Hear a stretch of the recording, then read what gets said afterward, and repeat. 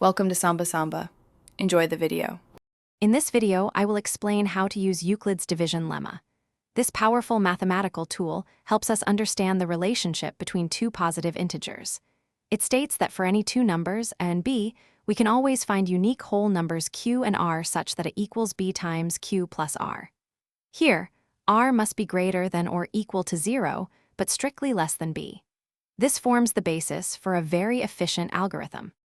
Now, let's walk through the steps of Euclid's division algorithm. You begin by applying the lemma to two positive integers, say c and d, ensuring c is the larger number. The crucial step is to check the remainder. If it's 0, then d is your highest common factor. However, if the remainder is not 0, you simply repeat the entire process.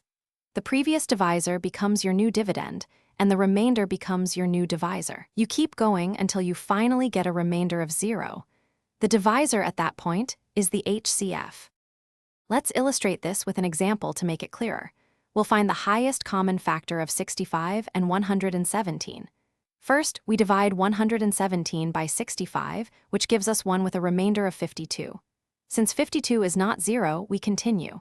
Next, we divide 65 by 52, resulting in one with a remainder of 13.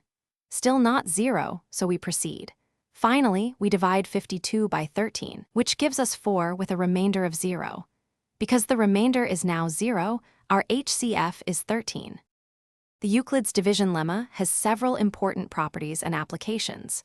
Remember, the remainder r will always be a non-negative number and strictly smaller than your divisor b. This lemma ensures that for any two positive integers, you'll always find a unique quotient and remainder.